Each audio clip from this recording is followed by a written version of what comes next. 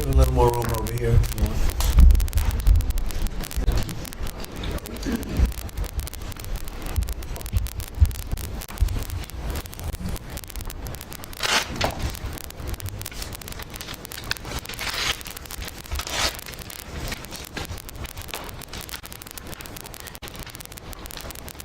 Thank you very much. We had a very good meeting. We were talking about a lot of different things. Consumer prices have actually dropped. There's very little inflation. Everybody predicted a lot of inflation, very little inflation. Energy costs are down. Interest rates are probably down. They scatter, but they're probably down. Prescription drug prices are even to down. Doing very well. It's been amazing. We had a big day yesterday. There'll always be transition difficulty, but we had in history, it was the biggest day in history, the markets. So we're very, very happy with the way the country is running. We're trying to get the world to treat us fairly. And this is something that should have been done 25 years ago, and it wasn't. Should have been done 40 years ago, and it wasn't. But no president was willing to take it on, but you had to. It's not sustainable. It wasn't sustainable. And, as you know, without a lot of money being added, which is a lot of money that we could add, the country is making approximately $2 billion a day. And when you think of it, we've never done that before, never come close to it. And the number is probably $3.5 billion a day. And that makes us a very strong country. But we have Scott here and Howard and some of the people that are working on deals, and the biggest problem they have is they don't have enough time in the day. Everybody wants to come and make a deal. And we're working with a lot of different countries, and it's all going to work out very well. I think it's going to work out really very well. But we're in good shape. There's no inflation. There's very little inflation. And I went 4 years without inflation, and I took in hundreds of billions of dollars from China and others, taxes in China. But we took in hundreds of billions of dollars a year from China, and we had no inflation, essentially. So we think we're in very good shape. We think we're doing very well. Again, there'll be a transition cost and transition problems, but in the end, it's going to be a beautiful thing. We're doing, again, what we should have done many years ago. We let it get out of control, and we allowed some countries to get very big and very rich at our expense, and can't let that happen. It's not a sustainable formula. So I wanted to just thank everybody at the table, and maybe I'll go around and ask some of you a little short couple of answers. Pete just got back from Panama, and he's been all over the place, and you want to give us a little report on that and whatever else you might have to say. Everyone at this table is doing an incredible job, by the way, I have to say. Incredible. And the relationships are, it's like they're friends. There's really, the relationships are very strong, really good, really strong. And these meetings are very good. And I think, I don't believe there's any other president that allowed the press to come into it. It's like they're friends. There's really, the relationships are very strong, really good, really strong. And these meetings are very good. And I think, I don't believe there's any other president that allowed the press to come into a meeting such as this. These are very sacred meetings. These are very private meetings, but we have nothing to hide. And I think it's good. I think it's a good, we want to be, a word you like to use, Jeff, is transparent. So we want to be transparent, and we'll do that by starting with Pete. Go ahead, Pete. Yes, Mr. President, we just got back from Panama last night. We were at the Panama Canal with their Southcom commander ships, F-18s, troops, and signed a couple of historic deals. One which is with the Panama Canal Authority, a framework for U.S. vessels, first and free through the Panama Canal. Right. And then also a memorandum of understanding with their security minister for the presence of U.S. troops. Fort Sherman is an old U.S. base there, as well as their naval station and air station, jointly with Panama, to secure the Panama Canal from Chinese influence. That's something you said, we're taking back the canal. China's had too much influence. Obama and others let them creep in. We, along with Panama, are pushing them out, sir. And so we had a very successful trip there. President Molino sends his regards, very complimentary of the U.S. as he's a great ally, and I think they want the communist Chinese out. And with our troops there partnering with their forces, we've got a chance to push them all the way out, sir. We've moved a lot of troops to Panama and filled up some areas that we used to have, and we didn't have any longer, but we have them now. And I think it's in very good control, right? Yes, sir. Okay. Thank you, Pete. Very good. Howard? So, so we've have so many countries to talk to. It is, it's incredible. I think Scott and I, I'm not sure we could ever have enough time in the day to talk to all these countries because they want to talk and they want to talk now, and they have come with offers that they never, ever would have come with, but for the moves that the president has made, demanding that people treat the United States with respect. We're getting the respect we deserve now, and I think you're going to see historic deals, one after the other. And then I'm very excited that within a week and a half, we're going to start with the gold card, and the Trump card is coming out, and we're very excited about that, and that's coming soon. So very excited. Thank you very much. Good job. Linda? Well, on a couple of fronts, we have been addressing the issue of anti-Semitism on campuses. There's been some grant funding and contract funding that we've reviewed, and some canceled and some we've put on hold, waiting for that, while we do an investigation. On the other side of what my responsibilities are in having education go back to the states, we're meeting and talking with governors. I was with, this week, all 50 commissioners of education around the country, and because we also want to provide them with tools and best practices as education does move back to the states. Making great progress, great response from the states, and very positive. And what about colleges? You're holding $400 million from Columbia. From Columbia. $8 billion from Harvard. Can you imagine the money we pay Harvard? They have a $60 billion fund, and we're giving them $8 billion, and we're trying to figure that out. And then they hire de Blasio, the worst mayor in the history of New York, and they hire the woman from Chicago who was a disaster, total disaster, and they pay them massive salaries, and they're supposed to be teaching you government. That's not Harvard. That's not Harvard the way it used to be. So do you have anything to say about that? The dollars you're holding back from quite a few universities that were not behaving.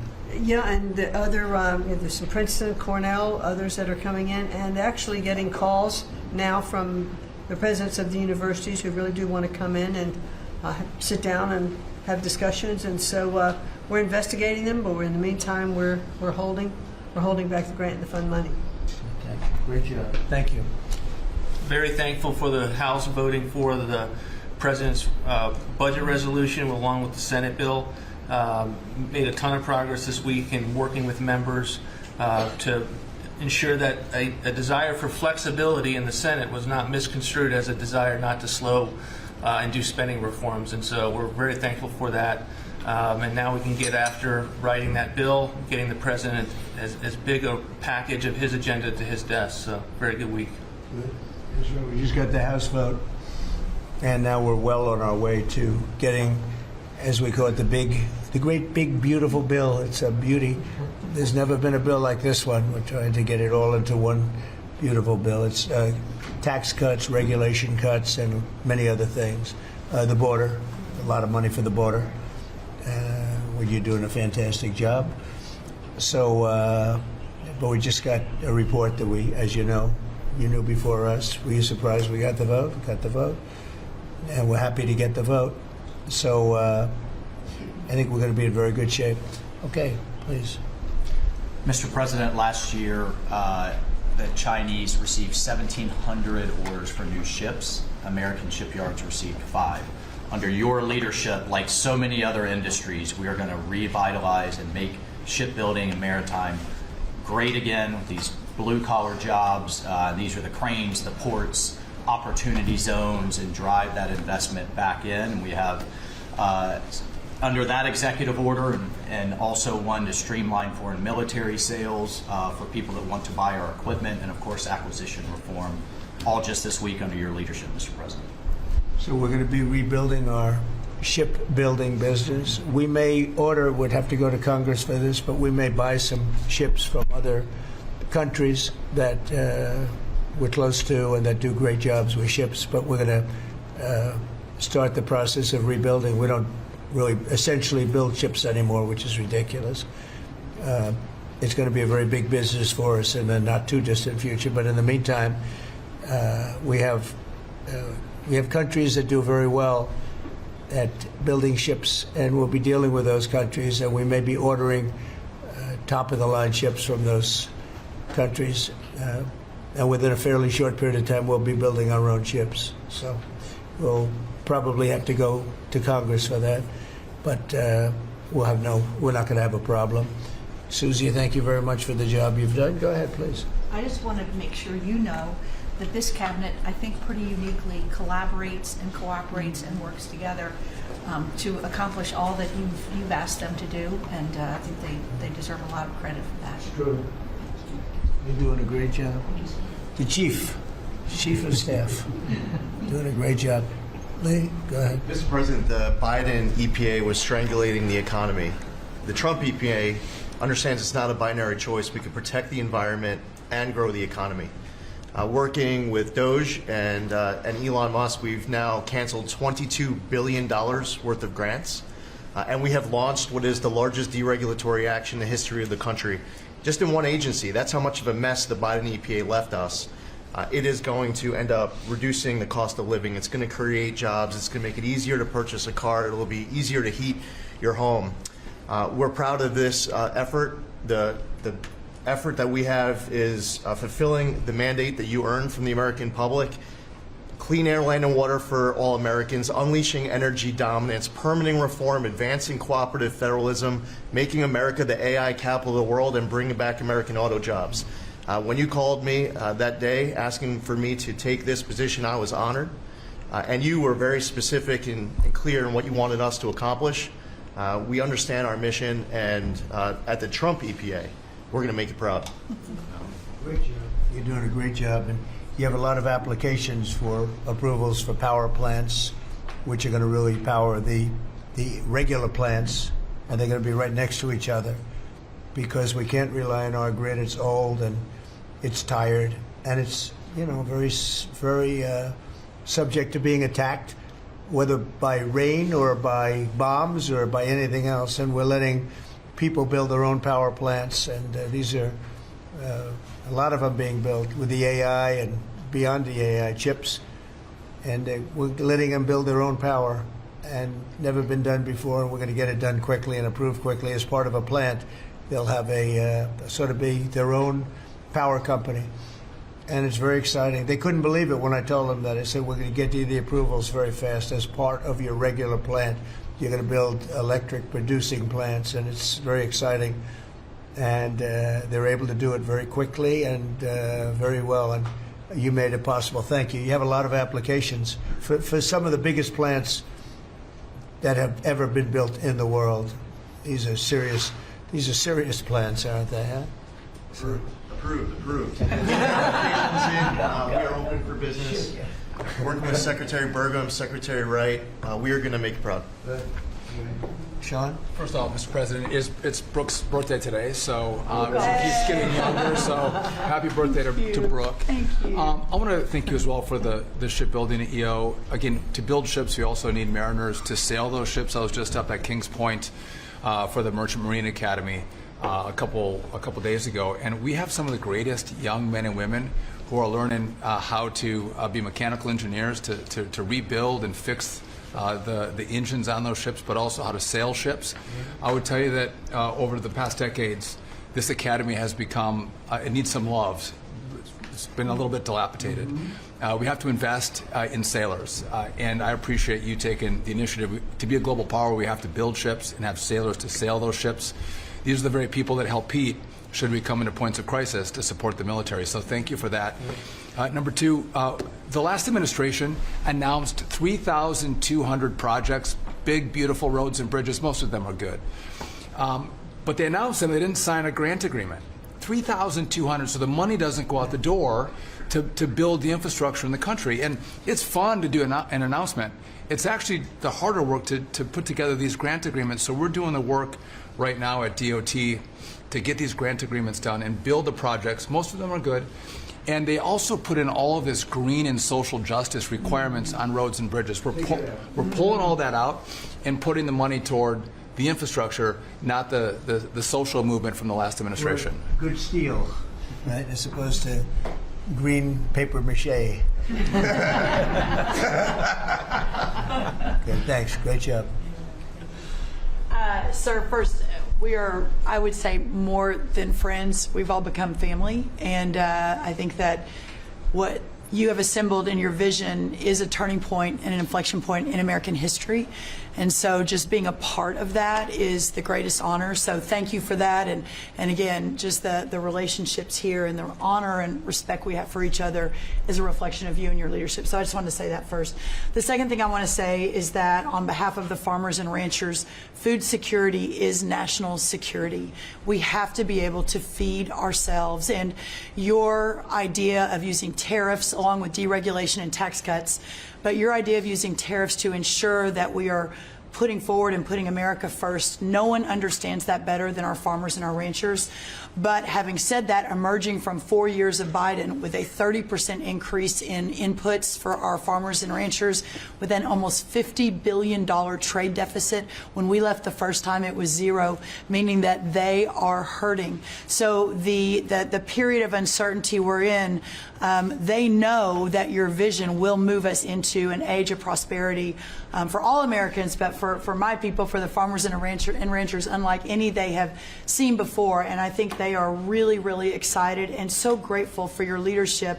But also, you have never failed to say that you have the backs of our farmers and our ranchers. It was the first phone call that I had after I was voted with the Senate, and that message just resonates with almost an 85% support of you in the last election. They're with you. Interestingly, the biggest budget driver at the United States Department of Agriculture is not farming and ranching or agriculture, it's food stamps. And so as we emerge and embark, Secretary Kennedy and I, on your vision of making America healthy again, a massive part of that is realigning and reworking our food stamp program so that it better serves those who need it. And yeah, to the point of getting the transgender, DEI, Green New Deal out of the USDA and realigning is really important. So It's out of the thank military, you. right? Yes, sir. Is it 100% out, would you say?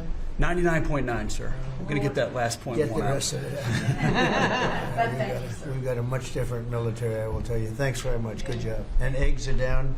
Eggs are Big, down. right? Yes, Big. yes, sir. Wholesale prices. Retail will come. Easter is the Super Bowl for eggs. So, you know, there may be a little fluctuation, but no, we feel really good about it. Thank you. That's what I hear. Thank you. Thank you. Good. I'd echo what Howard said on the trade queue, that we've got over 75 countries that want to come in. So it'll be Treasury, Commerce, Jameson at USTR, and we're putting a process in place. And as you said, you're going to be part of the negotiations too, because I've had these countries call me up and the Secretary Bessent, we're happy you're going to be negotiating. I said, well, President Trump's going to be involved too. So bring your best deal on the budget. It's moving quickly in the House and the Senate, thanks to your leadership.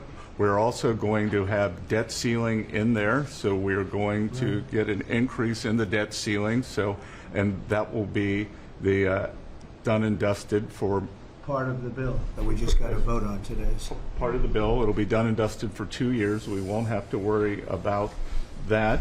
And then I gave a speech yesterday to 1,400 small and community bankers, and they were so happy to hear from your administration.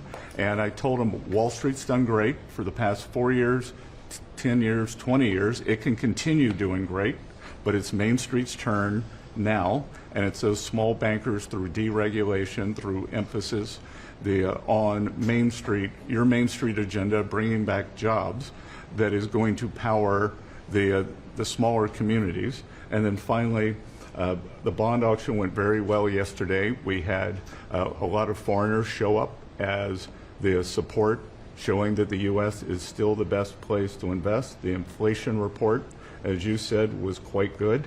And energy prices are down more than 20% since January 20th. Amazing. That's great. Very good. Good numbers. Great number. Thank you. Pam? President, we've had some great wins in the last few days. That you were overwhelmingly elected by the biggest majority. The U.S. Americans want you to be president because of your agenda, and the courts are ruling that you have the authority to determine how the money of this country will be spent. That's what the American citizens wanted, and that's what they're getting. An example of that Friday was the Department of Education, that you can determine how the money will be spent. No more DEI, and that impacts every agency across the board. On the civil side again, NLRB. We had a big win in the Supreme Court there. OPM, a big win there. But also 16,000 workers there. But also on the criminal side, the Alien Enemies Act. We are winning there. And your directive to me was to keep America safe, and that's what we're doing. Whether it's the alien enemies, all of these gangs, and they are enemies of our country. They are terrorists, they are organized crime, they have come here, they are extremely organized, they are spread throughout our country, and they are creating terror. And no more under your directive. And that is stopped. Yesterday in South Florida, we charged the 11 defendants with $500 million of pure cocaine coming into our country to kill our kids. They were caught. They will be prosecuted to the fullest extent of the law. These gang members are going back to where they came, or they're going to an El Salvador prison at your directive. And you also gave us a directive to prosecute the people who are going after Tesla to the fullest extent of the law, some of the greatest police work I've seen. We've made 4 arrests. There will be no negotiations at your directive. They're all looking at 20 years in prison, and within the next 24 hours, you're going to be seeing another huge arrest on a Tesla dealership, President. And that person will be looking at least 20 years in prison with no negotiations. That's great. That's great.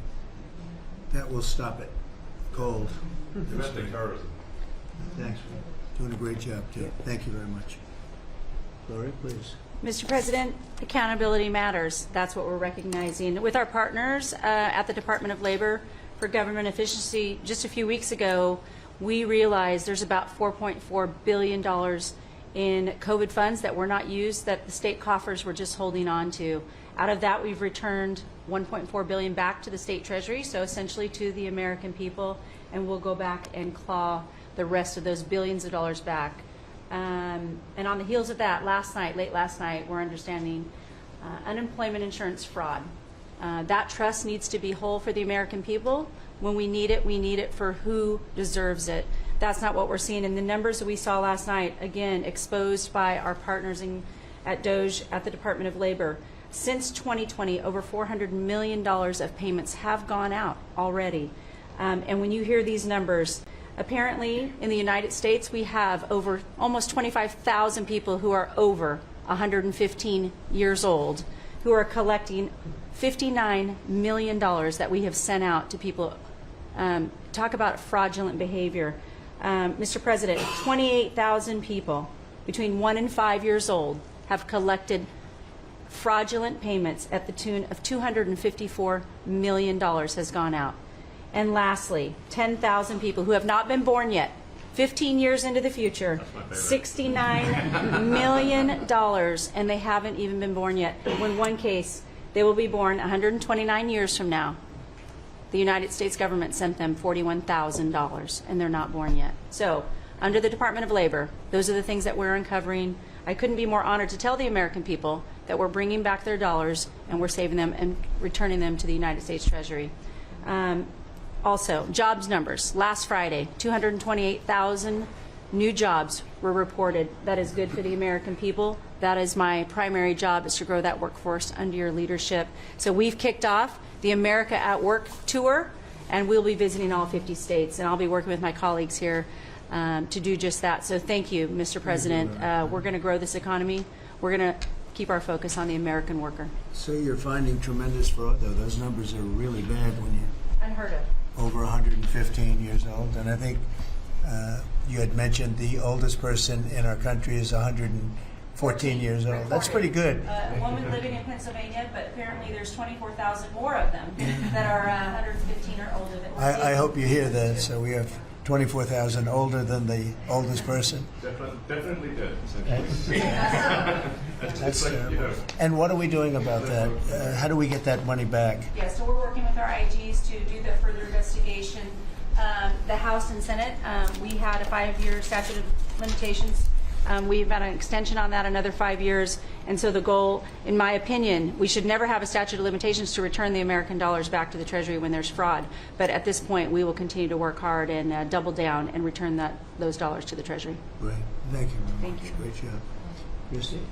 Well, Mr. President, thank you for your leadership at the border. For the second month in a row, you have broken the record in the history of the nation for the lowest number of encounters at the border, which is absolutely remarkable. You have said that America's laws matter and that they'll be enforced, and we're hard at work now to get people to go back home that are here illegally. So the Alien Registration Act has been in place long enough now that those individuals that are here illegally, if they haven't registered, then they can be charged criminally, and they can face fines up to $1,000 a day and face deportation if they don't go home, and they'll never get the chance to come back to America. So we're encouraging people to use the CBP Home app to register, and we're working on the resources and funding to buy them a plane ticket to send them home.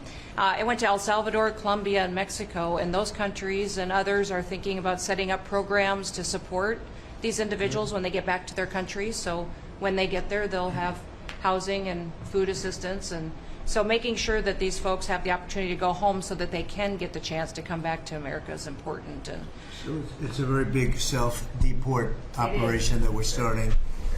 thousands of people have already Yeah. self-deported. Well, we're just going to, when you got 21 million people that need to go home because they're here breaking our laws, then we need to facilitate that. And I've been working with the governors a lot lately on several different issues. One of them has been on FEMA for recommendations on how to do exactly what you've directed us to do. And then also I sent a letter and communicated with them that they need to be setting up a SCIF. Some of our governors don't have secure facilities to have national security issues. I think one of the jobs Homeland Security has is to give communication down to states, to local cities and communities. And so recommending they get a SCIF, they have secure comms with them at all times or nearby so that they can have national security conversations, and then to have somebody in their office designated that is their communications person. A lot of them have emergency management officers, but they don't necessarily have somebody designated when it comes to a national security issue that we may need to communicate with them on. And I think American people need to know that Real ID will be required to travel on May 7th. So those governors have been notified to communicate that at home. We don't want anybody to get delayed and not be able to travel when they get to an airport. And this will also help us bring integrity back to all of our IDs and how they're used for issuing driver's licenses. And governors know how I feel about making sure their driver's licensing system has integrity, because a lot of people use their driver's license to vote.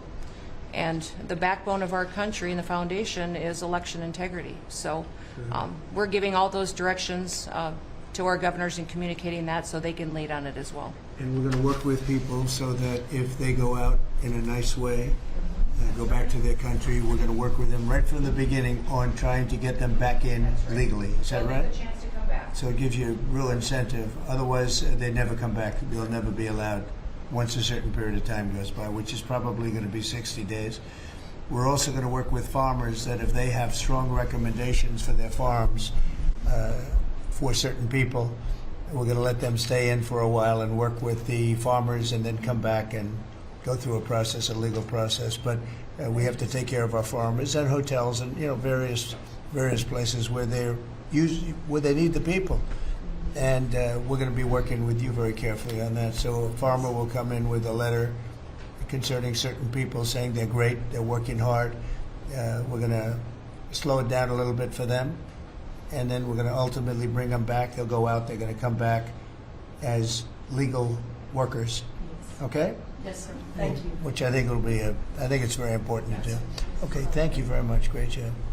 Jameson, I watched you testify for the last Yeah, he did great. couple of days. You were on every night at 3 o'clock in the morning. You did great. You were fantastic. Thank you very much. It's just what I like to do for fun, sir. You've been keeping us very busy. Last week, you started a reordering of international trade, something that hasn't happened for 80 years, something that should have happened decades ago. And you know that. You've known that for a long time. That's why you have us all working on this. You came into an emergency situation where President Biden left us with a $1.2 trillion trade deficit. It's the largest of any country in human history, the largest. So you declared an emergency, you took action. You say the largest in history, right? In history. There's never been anything like what he left us. He left us a mess. His whole administration was a mess. So go ahead. So you declared an emergency, you imposed a trade action, so now you have a tariff on the world, it promotes U.S. manufacturing, it protects U.S. workers, and you've also given room for negotiation during this time so we can open export markets for our farmers and other producers and American workers. And this is why the unions vote for you, this is why the workers vote for you, this is why the families want you to be the president, because you're standing up for American workers and American communities. We've had countries come in over the past couple of weeks that represent more than half of global domestic GDP, more than half. That's who's coming in to talk to you and to your advisors about how to have reciprocal trade, how to have fair trade. Wouldn't have happened without you.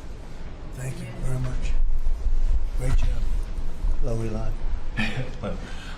Well, thanks to your fantastic leadership, this amazing cabinet, and the very talented DOGE team, I'm excited to announce that we anticipate savings in FY26 from reduction of waste and fraud by $150 billion.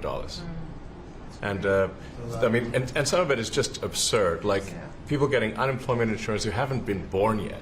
I mean, I think anyone can appreciate whether, I mean, come on, that's just crazy. You know, some of these things, people ask me like, well, how are you going to find waste and fraud in the government? I'm like, well, actually just go in any direction. That's how you find it. It's very common. it's as the military would say, target-rich environment. So I think we're doing a lot of good in excellent collaboration with the cabinet to achieve these savings, and it will actually result in better services for the American people, and that we're going to be spending their tax dollars in a way that is sensible and fair and good. And your people are fantastic. In fact, hopefully they'll stay around for the long haul. We'd like to keep as many as we can. They're great, smart, sharp, right? Finding things that nobody would have thought of. Very computer savvy. Yes. We're working with hard to get the Trump Gold Card operational, hopefully in the next week or so. That'll be very exciting. It's Really exciting. That's a pathway to citizenship into the United States. It's a big deal. Yep, it's a big deal. Thank you very much. Great job you're doing. Thank you, sir. Thanks to your leadership and setting the mandate of transparency and accountability across the U.S. government. I'm bringing that transparency and accountability to the intelligence community, first and foremost, to make sure that you and your cabinet have that real-time, relevant, apolitical, objective intelligence to best inform whether it's negotiations for peace, negotiations around tariffs, the great work that you are leading around the cabinet today. Secondly, working with Department of Homeland Security and the FBI to increase our information sharing to achieve your goal of countering the narcotic trafficking and our ability to go after cartels now designated as foreign terrorists. I met with the National Sheriff's Association this week, being able to work to make sure that the information that they are getting on the ground, that local law enforcement is getting on the ground, is being fed back up through to our National Counterterrorism Center, and that we have all of the federal agencies, state and local law enforcement, all on the same page as we are working to make our country safe again. And lastly, sir, as you know, declassification and rooting out weaponization, politicization of the intelligence community is a huge priority. You know more than anyone else the very dangerous and negative consequences of that. I've got a long list of things that we're investigating. We have the best of the best going after this. Election integrity being one of them.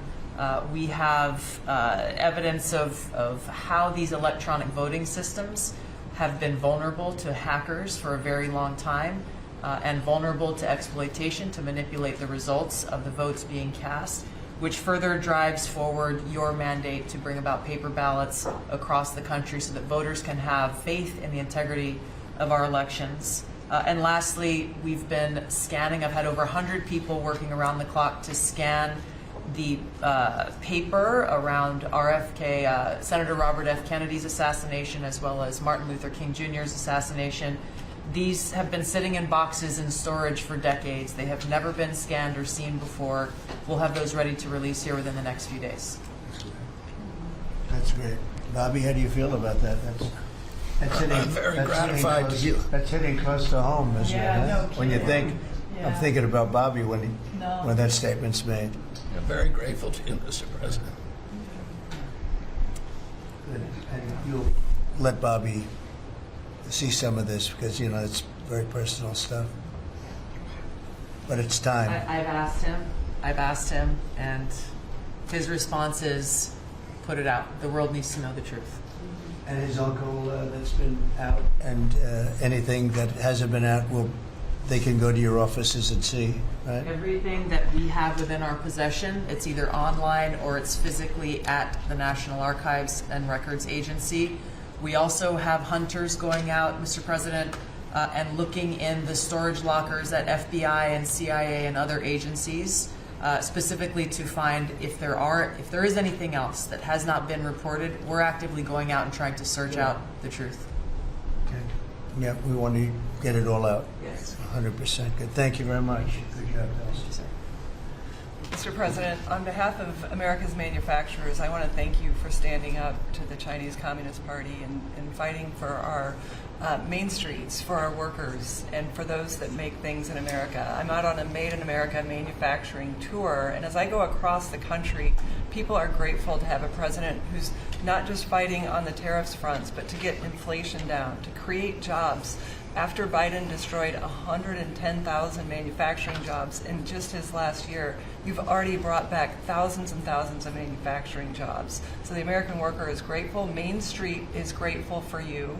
And at the agency level, we're making sure that manufacturers have access to the capital they need, but we can't do that if we're not fighting fraud. So we've modified our loan applications to have citizenship verification, to make sure we have birth dates, common sense principles around lending that the Biden administration had waived. They waived $450 million of fees in 1 year. We're restoring that for the American taxpayer. And the American taxpayer, as tax day approaches, April 15th, they need to know that this cabinet, this administration, and thank you Elon Musk and Doge for fighting for the American taxpayer to make sure that their hard-earned dollars are well spent, that they have a return on investment for this country, and that we're fighting for them just as you are every single day. So thank you, Mr. President. Thank you very much.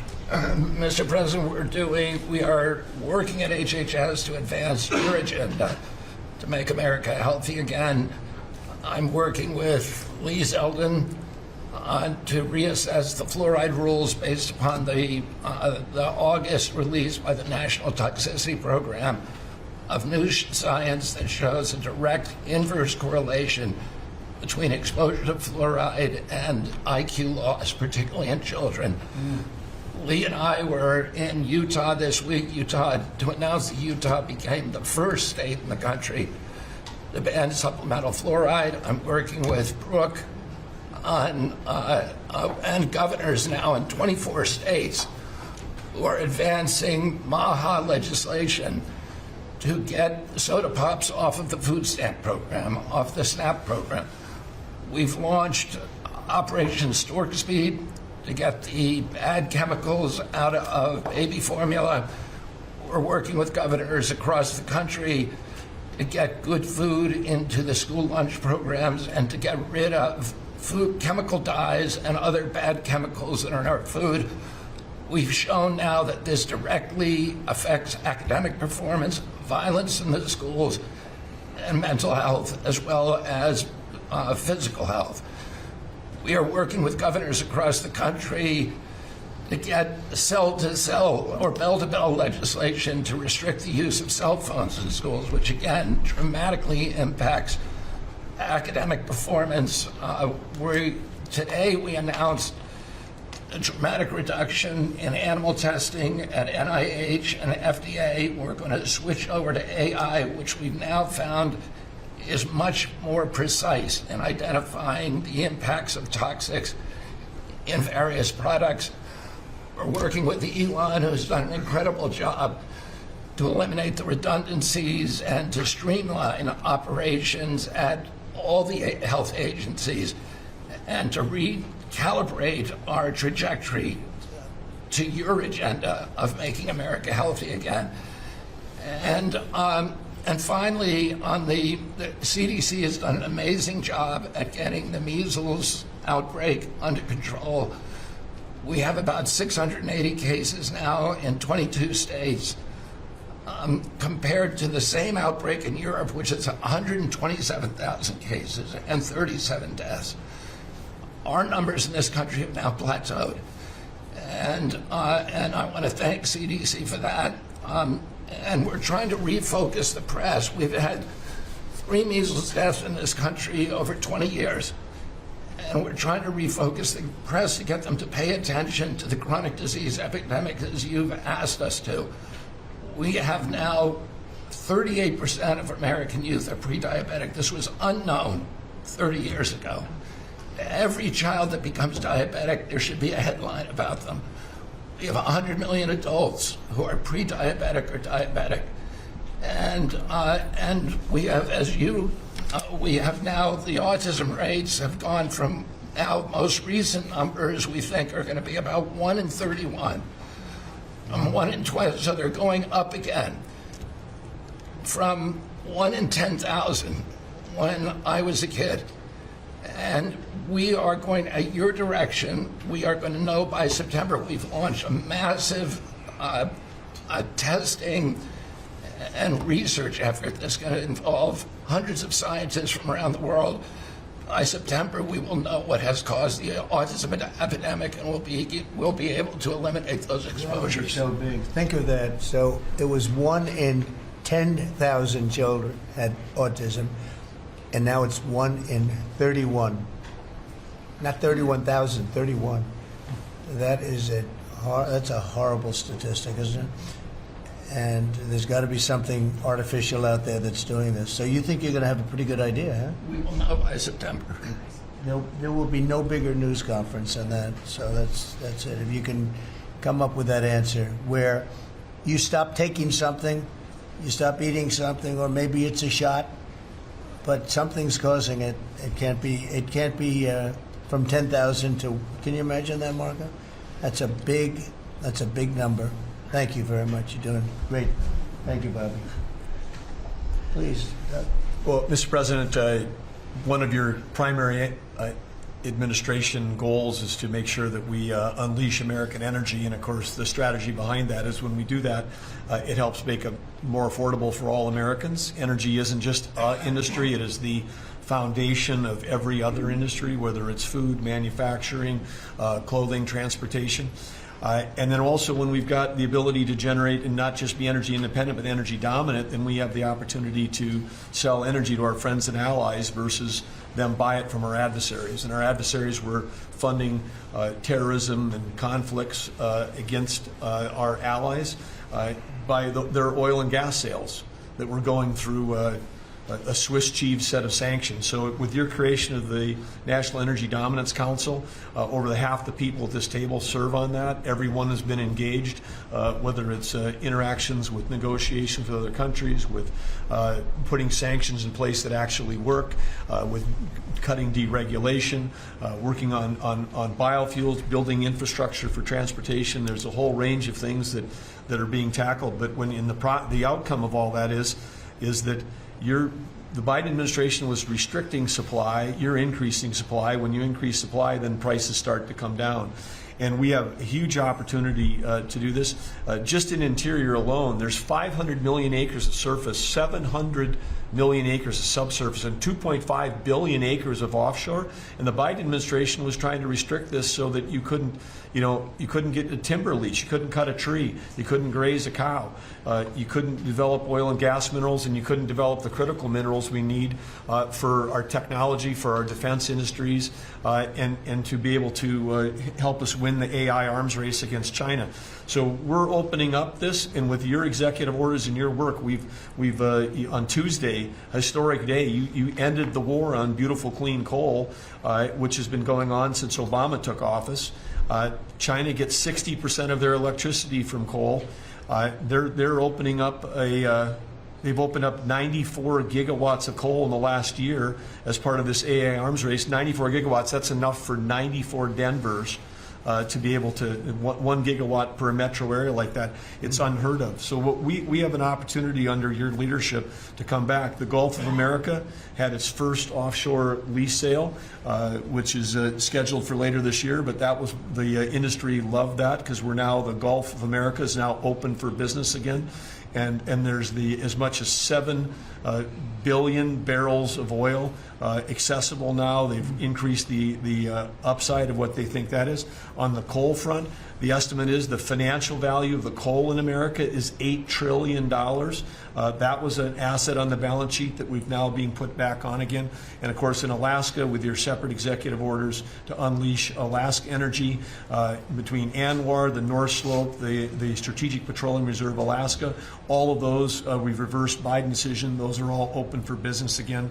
And all of this is leading to the investment coming to America. The smart money is coming to the U.S. That's why we've got trillions of dollars of investment that are showing up at the door because they know if they're going to do manufacturing here, there's going to be energy to power their plants. And so, again, thank you for your leadership and thank you for everything you're doing. Very good. Thank you. Marco. Well, Mr. President, one of the most important things I believe you'll achieve in your presidency is reordering the world in a proper way. For 31 years, more than 31 years now, multiple administrations have allowed the Chinese to deindustrialize this country, to take away jobs and factories and the pillars of our national strength. And what you're doing now, I think, is a great service to our country, but ultimately to the world.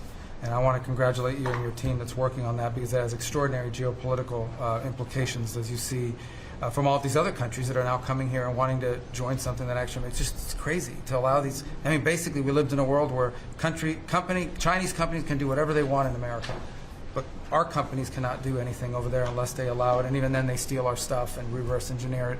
So just reordering all of that has dramatic implications on peace and security of the world, so we thank you.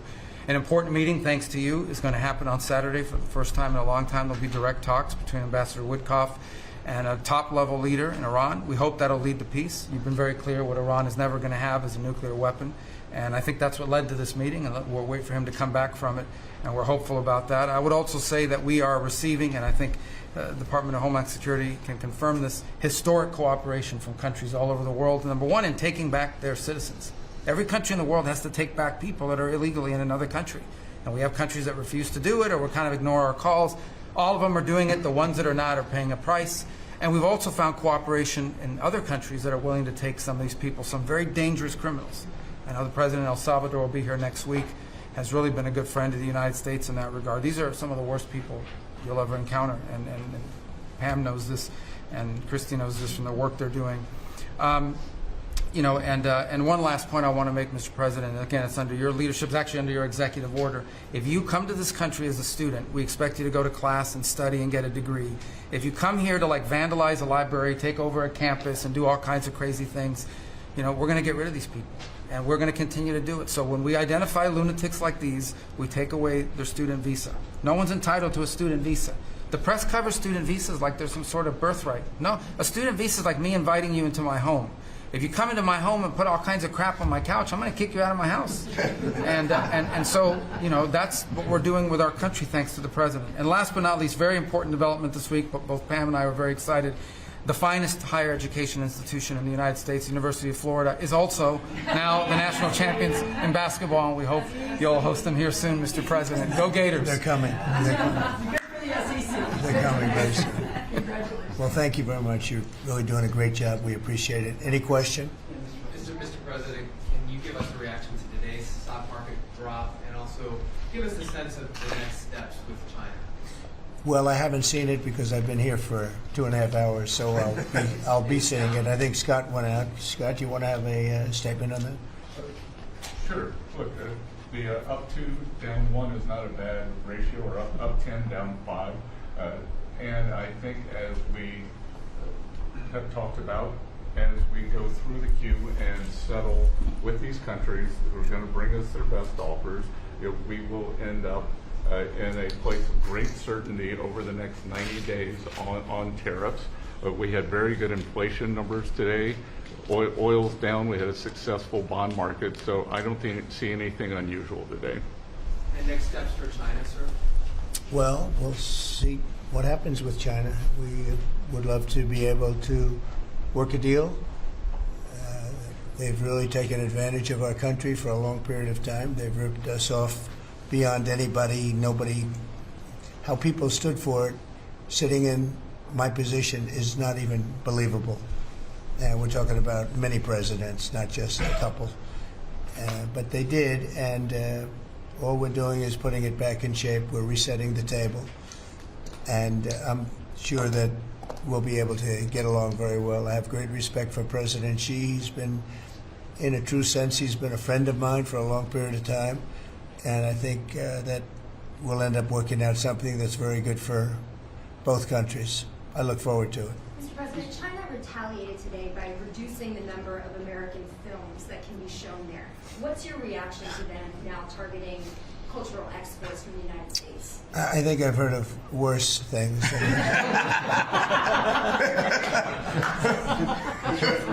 Yes, please. Also on China, the Ukrainians say they have evidence that Chinese soldiers have been found fighting for the Russians in Ukraine. Can the U.S. verify this? And if so, what does the U.S. plan on doing to China to counteract that? We'll look into it, but I think beyond that, we're really looking to get that war stopped. They're losing 2,500 and even more than that young people a week. They're Russian and they're Ukrainian. They're not American, but they're people. And we're seeing if we can get it stopped. And I think we're making progress. I appreciate the ballerina who was released. It was at the request of a very good friend of all of ours, actually.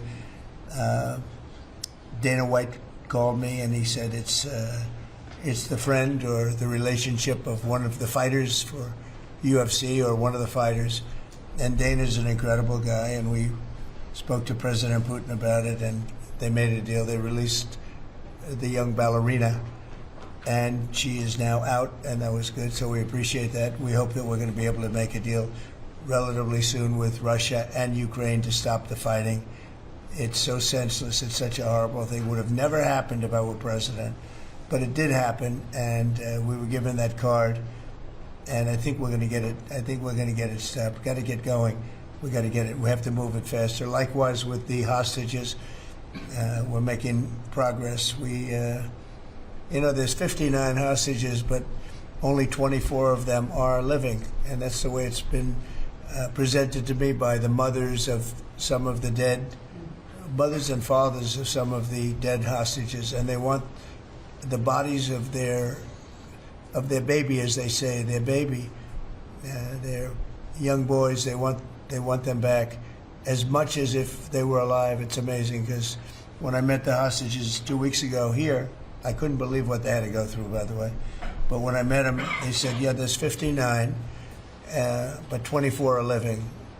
And they actually consider, I guess if you're a parent, you do consider it this way, that the remainder who are dead, the 24 that are alive, the remainder that are dead, they want them back just as much as they would want them back if they were alive. It's really pretty amazing and pretty sad. So we're getting close to getting them back. We have a lot came back. A lot of people are very grateful. Some came back in pretty bad shape.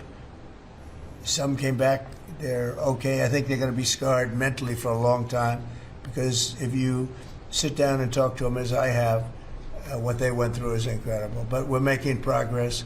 we're dealing with Israel, we're dealing with Hamas, and it's a nasty group.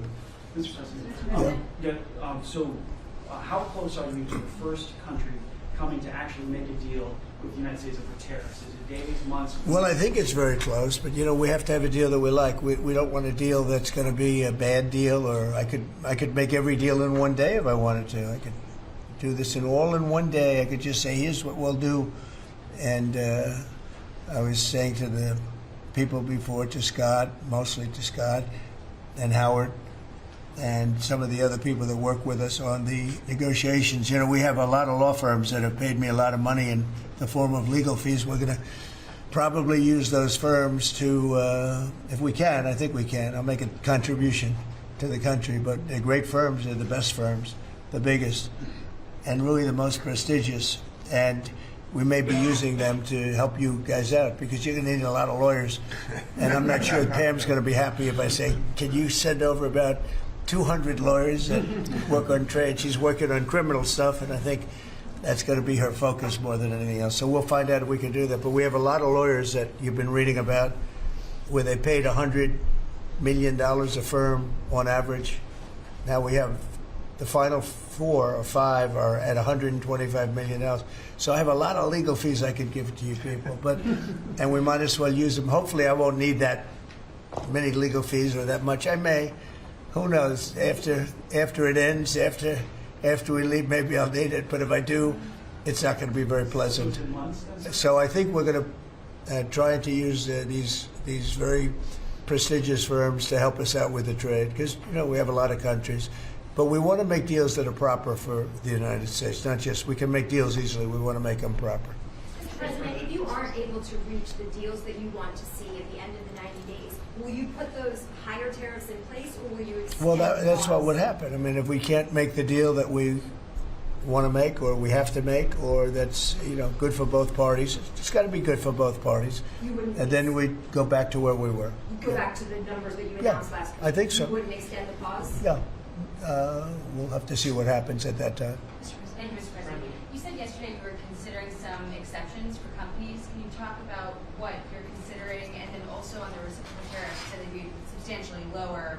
Is the same math formula going to be used, or is that tossed out?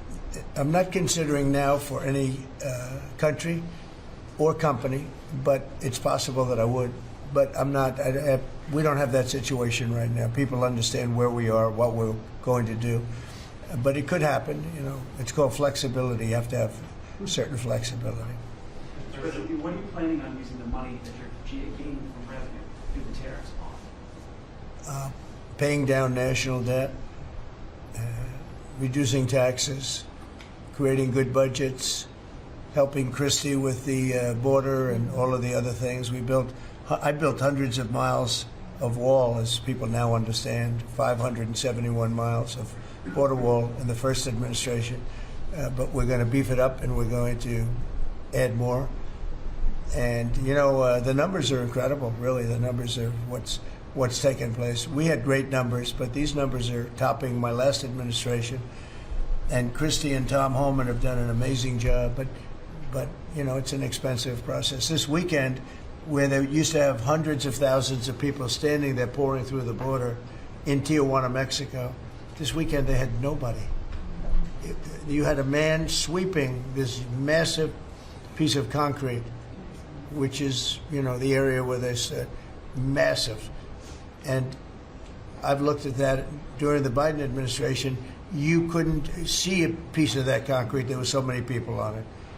You couldn't, if you had helicopter shots, you couldn't see concrete. Now, this weekend, you had nobody there but a man with a broom sweeping it and cleaning it up. Pretty amazing. Now, it's really an amazing job. But it will be used for that. It'll be used for a lot of things. It'll be used by the Department of Justice for doing a great job. Pam is doing a fantastic job. So it's going to be used for a lot of different things. Mr. President, on the 10% tariff, is that a basement? Is that the It's a baseline. Can countries negotiate that to bring that It depends on what they're adding. Some countries we have massive deficits with, or they have big surpluses with us, and others it's not that way. So it depends. That's why it's really they're all different. Every country is different, Some have certain advantages that others don't have, and certain things. We have some. China has a surplus of $1 trillion. I mean, the numbers are crazy, and others have basically no surpluses. You know, we have some that are pretty even, but they hurt us in other ways, and we just want to get that taken care of. So it's everyone is a little bit different. So are you negotiating with the EU as one bloc or individual nations for the tariffs? We're looking at it as one bloc. They've been very tough, but they were very smart. They were ready to announce retaliation, and then they heard about what we did with respect to China and others, but China, and they said, you know, we're going to hold back a little bit. They decided to hold back. I thought they were very smart. Look, the EU is very smart, but they really have taken advantage of the United States. They were formed for the purpose of taking advantage of the United States. And I don't blame them, and I don't blame China. I don't blame anybody. I blame the people that were sitting at that desk in that other beautiful Oval Office for allowing it to happen. Many presidents I blame. They should have never allowed it to happen. And I'm doing something that a lot of them wouldn't want to do. But I'm here, I do those things, and we're going to make this country great again. We were taken advantage of by almost everybody. I sat back in the last administration. I would actually read them. I don't have to read them now. I know them so well. I would read some of these documents that were signed, deals, and I said, who would do a deal like this? Who would do it? You've seen it, Elon. Yeah. I'd look at deals where it's so one-sided. Even we have a deal with Japan, and we get along great with Japan, and we had the Prime Minister here. He was fantastic. As you know, Abe was great. Shinzo was great. He was a good friend of mine, unfortunately no longer with us. But we defend them, but they don't have to defend us. I said, that doesn't sound too good. But we have a deal where, a defense deal. We pay hundreds of billions of dollars to defend them. But if for any reason, in other words, we pay all the money. They don't pay anything. But if we're ever attacked, they don't have to do a thing to protect us. I said, oh, that sounds like a wonderful deal. So that's just one out of thousands. And I just wonder who did this. And it's people that either hate our country or didn't care, an expression that you use. I think it's really a lot of them didn't care. It's just hard to believe how bad they are. Now, that's a little bit of a defensive deal, but I'm talking about trade deals, the same thing. They're so bad, you would say, how come? And even when I'd renegotiate, like, I'd go to a country, they'd give me everything I asked for. I said, why didn't somebody ask for it, like, originally? They give me everything. I think when they were negotiating, they didn't care, or they didn't ask, or they were shy, or they were very stupid, or they hate our country. Yeah, go ahead, Jeff. You were speaking about Japan. Can you clarify what your vision is for U.S. Steel? You referenced it yesterday. Yeah. There were some questions about what you actually want Sure. to see. Look, U.S. Steel is going to do very well now because of tariffs, and I don't know why they even need a deal. But the only thing is U.S. Steel, if you go back 80 or 90 years, that was a behemoth in this. That was our biggest, most... if we were around, we would have been very proud of it. Today we have different types of companies that are big. Google, it's not the same as U.S. Steel. And I love Google, and I got to like the people that run it. They're very capable people. They didn't like me so much in the first administration, but they like me a lot now. I don't know what happened, but I like them. But, you know, I think they would be the first to admit, when I envisioned, you look at some of those steel factories from 90 years ago, it was a different kind of a country, but they were miles long. Today you see just empty hulks. Those hulks are going to be filled up very soon because of what I'm doing with tariffs. It was a different kind of a thing. But if I didn't do that in the first term, my first term, if I didn't put tariffs on, we would have, because China and others were dumping steel, billions of dollars of steel. Our steel companies were all closing. Every fact, we wouldn't have one steel plant open, and now we have a steel industry that's doing very well. But soon it's going to be thriving, really thriving, and those factories are going to be filled up. But more importantly, they're going to build brand new ones. Nucor and so many other companies call me, Nucor being a big steel company. They're building massive new steel plants, and it's great. And likewise, car companies. We have many, many car companies. 3 of them, I'm not looking to hurt Mexico, and I like Mexico. And by the way, I think the new president is a terrific person, a fantastic woman. We've had many conversations. She's a very elegant, just a fantastic person.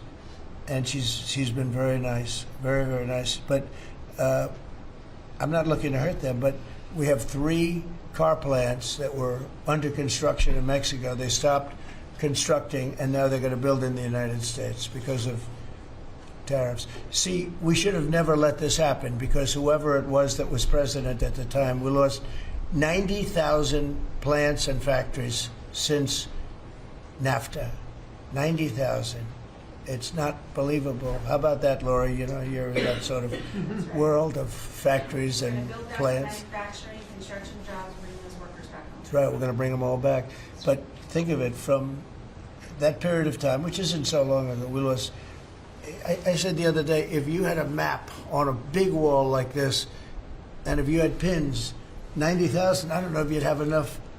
I don't think you'd have enough room on the map to put the pins. 90,000 factories that we've lost since NAFTA. And it's not even, and about 6 million jobs, but really, I think probably a lot more than that, but they say 6 million jobs. We're going to bring many of that back. I think we're going to bring more than all of it back. We're going to be better and stronger than ever before. But if a president, when they were leaving, said, look, you can leave, but if you're going to build a factory someplace else, and you think you're going to come and sell your steel or your car or any product that you make, your pharmaceuticals, which we're going to do, we're going to get them all back.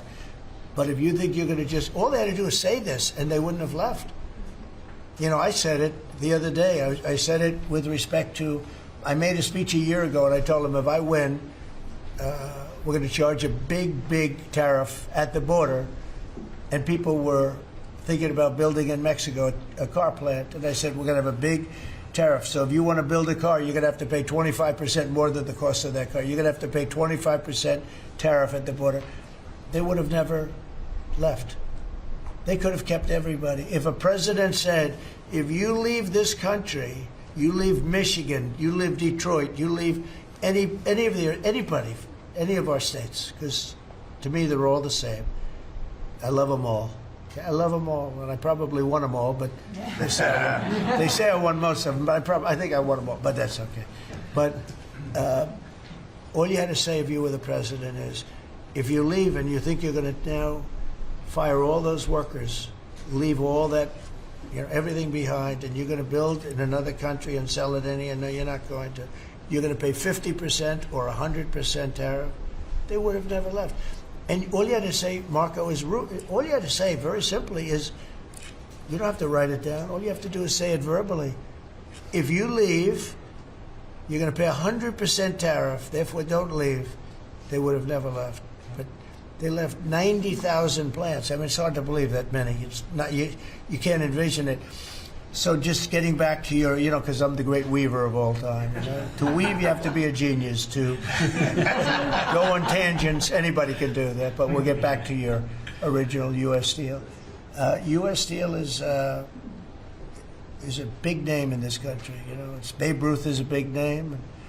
We have a lot of big names, but not too many. U.S. Steel is one of the great names in the history of our country.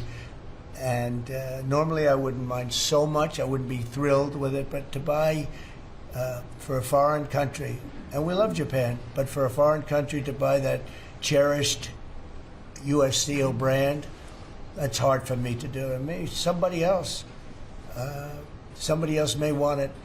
The company Nippon that's involved with it is a big, powerful company who do a good job. But why can't they just build a plant themselves? I mean, why do they have to, you know, take U.S. Steel? So as you know, I rejected the deal. Now they've come back in a different form. They're coming back as an investor. And, you know, I feel better about that, I guess. But, you know, I know them very well. I know the thinking. It's the investor. They'll invest, and somebody else maybe is sitting in this chair and they will no longer have an investment. They'll have the whole thing. You know, that's the way it works. They're very smart. They're very, very smart people. We're dealing with very smart people throughout the world. Great geniuses, actually. Look what they've done to our country. And again, I don't blame China. I don't blame anybody. If I could have done it, if I were in that position, I'd have great respect. I have great respect for the people. They ripped off the United States, and all we had to do, have a president that knew what the hell was going on, and none of those countries would have left. Those companies, none of them would have left. So that's a little lesson in basic business. And it's really basic business. It's not complicated business. It's very basic business. And we'd have every one of those car plants going just the way they were 30 years ago. None of them would have left, but now they're coming back. Mr. President, the Labor Department has confirmed that $400 million went to fake people for unemployment benefits. Yeah, What are your initial reactions? I think it's terrible. I just heard it from Lori, and I appreciate it, and you heard it from Elon's people, right? That's right. Elon's done a fantastic job. Look, he's sitting here, and I don't care. I don't need Elon for anything other than I happen to like him. But I'm telling you, this guy did a fantastic job. I don't need his car. I actually bought one because, and they said, oh, did you get a bargain? No. I said, give me the top price. I paid a lot of money for that car. But honestly, he makes a great car. You know what I do with it? I let the people in the office drive around in it. Margot and Natalie, and they're all, Chamberlain, they're all driving around the most beautiful car. It's gorgeous. But I did that as a sign of, just a show of support. Numerous people have done that. Just a show of support. Because, you know, he's done a fantastic job, but he hasn't been treated properly. Hasn't been treated properly. Yeah. Mr. President, can you talk to us about your communications with China? Has President Xi reached out at all since the tariff? Well, I don't want to say who's reached out. I just say that I think it's going to work out, hopefully well. Including TikTok? They're very big. It's hard to get over, if you're me, what they've done to our country. They've destroyed our economic base to a large extent. The good news is we're very vibrant, and we're going to get it back fast. We already have. Look, we're making $2 billion a day now, and during Biden, we were losing $3 billion a day. Biden was a disaster. He was the worst president in the history of our country. And, you know, to me, worse than that, because the money you can make if you have the right guy in this position, worse than that was what they did on the border. By allowing the jails of the world, not South America, all over the world, to be opened up so that we take everybody from Africa, Asia, South America, Europe, the bad ones. They opened up their jails and they dumped them in the United States. And now this beautiful young woman who seems to be, boy, she loves what she does, though. I think she loves what she does because she's a patriot. She hates to see it. And Tom and all the people. But for us to spend, you know, hundreds of billions of dollars this is just, I don't know. They either hated the country. Who would do this? Who would want millions of people to pour through an open border? We have no idea who the hell they are. And just walk right through. And half of them, whether you like it or not, you could look at them and you could say, they are not going to help us. These are some rough people. But they'd empty out their jails, and they'd empty out their mental institutions, insane asylums, and they let them into the United States of America. And inflation we can fix, and all of the other things we can fix. We'll get it going. But this is something, it's such a horrible thing, and it's really hard. You know, we have to do deportations. Now we're doing self-deportation. We're coming up with all sorts of ideas. And they must have known it's not going to work out well. And, you know, we want people to come into our country, by the way. We need them badly for the jobs. But we want them to come in legally. They have to come in legally. They have to show that they can love our country. Thank you very much, everybody. Thank you. Thank you, everybody. Thank you very much. The Democrats making allegations about market manipulation yesterday. Thank you.